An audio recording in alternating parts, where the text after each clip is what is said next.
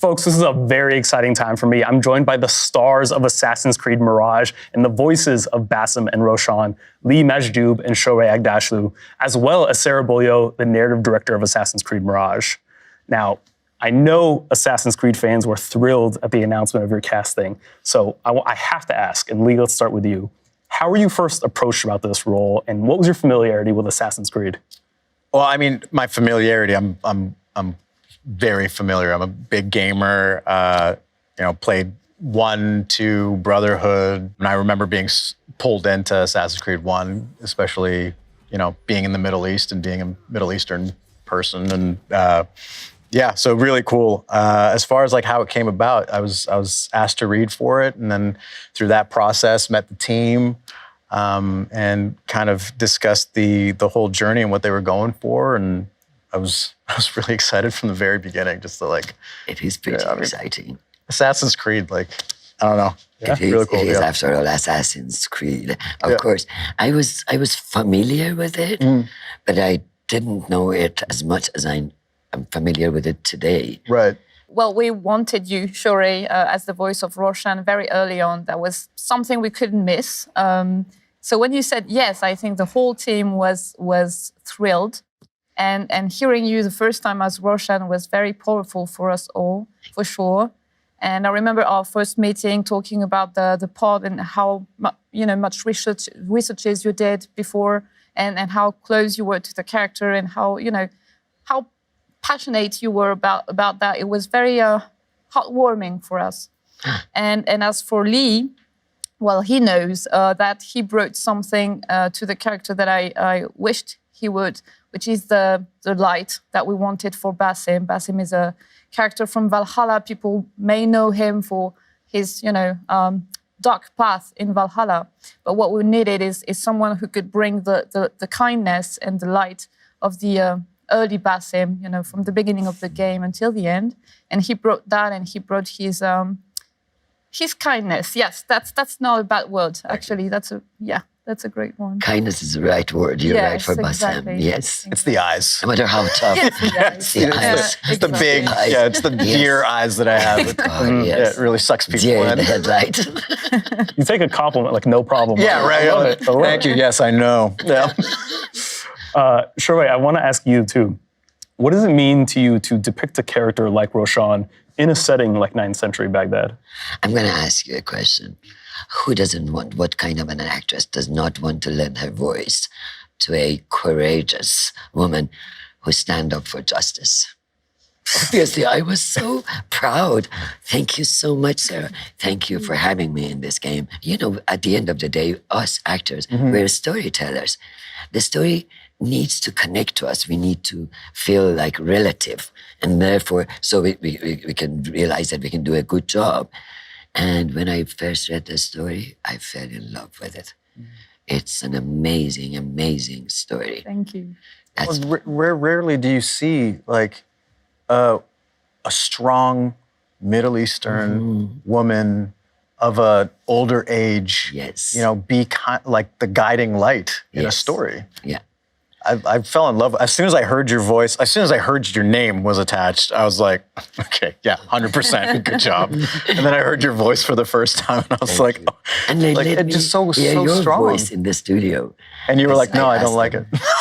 And I was like, that sounds like Basim. It is Basim. The day is new. There is work to be done. Derwish has left another contract. Who for?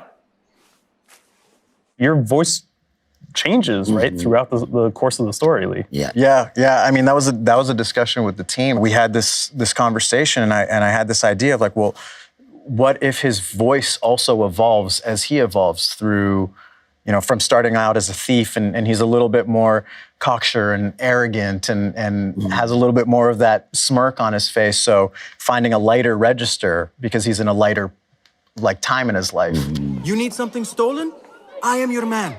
Derwish can attest. And then as he goes through a little bit more trauma and seeking out the hidden ones and joining the hidden ones, his experience kind of informs the depth in his voice. The way he breathes changes, and his efforts when he climbs change. And when an actor like Lee brings a suggestion like that to the table, what does it what is your impression when an actor does that, and what does it bring to the character? Well, Especially when you have an actor like Lee that asks a lot of questions. exactly. But I do love that, and you know I do. But it's actually that's what you just said. It's being curious about the character, finding tweaks and stuff that we could add to the characterization, actually. When you have actors that are so committed into finding little stuff like that, what makes a character is the details. And this kind of details is meaningful. So we do tell the story together.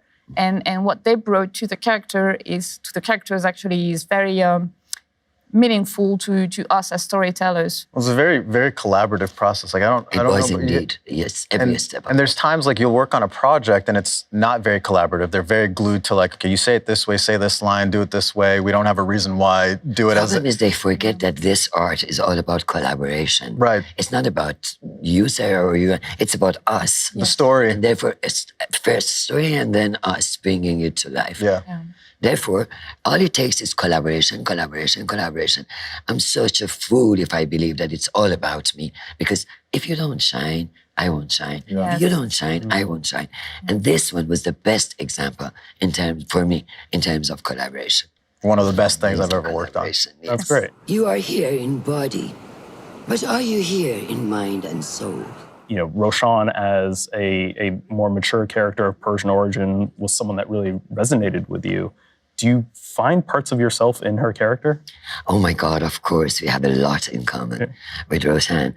I never forget this. When I received the script and I started reading it, I noticed that there's a line about Roshan that says, Roshan is a representative of justice, diversities, ethnicities, and cultures.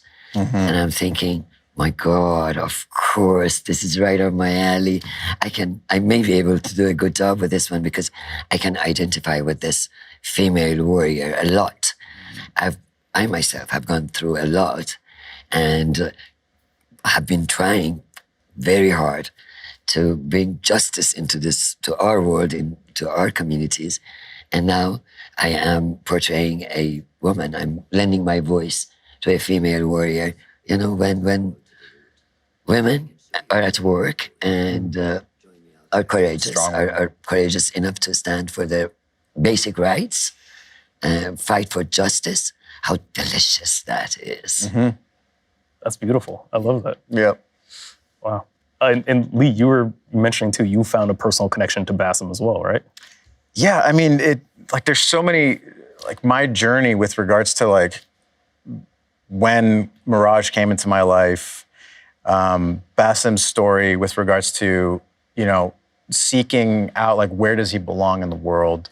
He knows he's meant for something better. He's dealing with his own demons. He's suffering from nightmares. Is it sleep paralysis? Is it mental health? Is it anxiety? All of these things. And, Middle Eastern, Arabic speaking.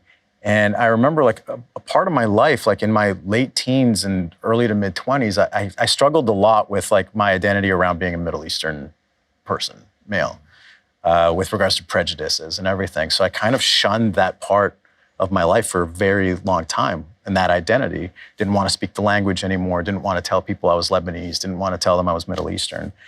And so a big part of finding myself again has been finding that love of the history and where I come from. And I remember about 7 months before Mirage came, I reached out to my mom and I was like, Mama, I want to learn the language again.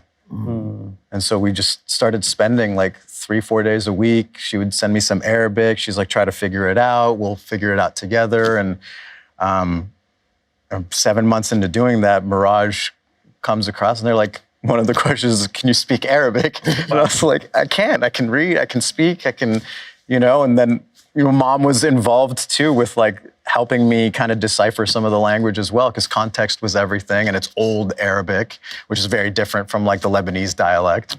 But yeah, so it came at a time in my life where it was refinding that identity that, I loved when I was a child, and then grew to have resentment and self-loathing around a little bit, and now finding that love again and being able to voice this guy that's trying to find that. It was really, really, really cool. And to embrace your heritage. That's the thing too. I mean, this whole Honestly, game is about. For me, it did that's this I whole should be game. proud of my heritage. Of course. Yeah. It does embrace. It embraces the whole history of the Middle East that I think a lot of us don't know about. Like I didn't know that Baghdad was such a hub, especially in the 9th century, and it was like multicultural and multilingual and multi-religious and collaborative and trade and like. I was like, oh, no wonder, like, my genealogy is so mixed. Like, you know, historic, like, we're all from everywhere, especially in that area. And I was like, right. Could listen to these two talk about their characters Yeah, me all too. day. Like, yeah. But I have a final question for you, because obviously you wrote the characters of Basim and Roshan before you cast Lee and Shohreh. How did they evolve as characters after the casting and after the performances came through? Everybody, and myself included, put something into Basim that is very personal to us. Whether it's the trauma, whether it's the sleep paralysis, or, you know, different stuff on his outfit, for example. But the fact that you found something, you brought something that was personal to you, and it was reassuring seeing you, you know, being so invested in the character, because we always fear that what we write is too personal, so that people won't connect with it, because that's too. But what we tell when we tell stories, we tell something about universal feelings, what it is to be a human, and the fact that you brought that and you were so into it right away, it was very reassuring, and it helps us writing, you know, furthermore about the character. So. Yeah, you brought that. You brought your light and everything, and that was amazing. And about you, Shohreh, I mean, what can I say? It's Shohreh. It was like, yeah, you brought obviously your voice has a natural power. So when you did the first lines in the recording session, I remember everyone was, you know, we were impressed, and you brought the charisma, obviously, to the character right away. I mean, just with your voice, which is, you know, amazing to watch and to witness, and it's really much like a, you know, like a Frankenstein movie when you hear the actors, you know, saying the line for the first time. It's like, okay, it's alive. Right. The character is alive. You know, it's and it's always powerful as a moment for us as you know, writers, narrative designers, whatever, voice designers. Everybody was amazed. Are you ready to leave your life behind? About your voice, I mean, I remember seeing the trailer reveal. When you say my name, what's my name? Basim ibn Ishaq. Like I remember hearing that. Like I've heard her voice, you know, as we're recording and everything, but that trailer reveal with that opening, I immediately was like, just in hearing that, I was like, okay, this woman, this character, has gone through a lot. Yes. And is coming through a lot of experience. Like you hear that, just in those three exactly. words, she's saying Basim's name. Yes. And already you know it's coming from someone that is a master.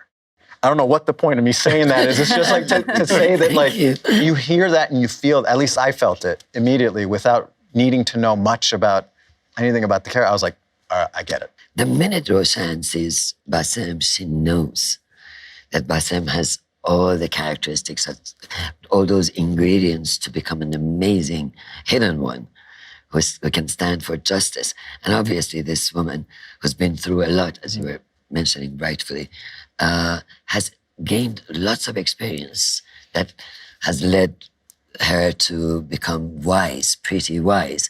And she's looking for the right person, the next king, or you know, that she can just relay whatever she's learned Pass the torch. throughout her life, relay to this young man, and so the saga can continue. You have me way more excited than I was even at the beginning of this interview to play this game. We've done our job. Shohreh, Lee, Sarah, thank you Yusuf, so much. Thank you. Thank you so much, and a huge thank you to Ubisoft. Yeah. For course. this. Thank you to 100%, you thank two you. for bringing so much to the project. Thank you Thank you, Sarah. for being magical. So exciting. So exciting. I'm so excited. Just as a fan too, I'm just like, I can't wait. I can't wait to play this October game. 5th can't come soon enough. I know. It's got to happen. It's going to happen soon. It's going to happen soon. Yes. Soon. I'm okay. I can breathe. How many hours do we have? We're counting down for sure. We're counting down for sure.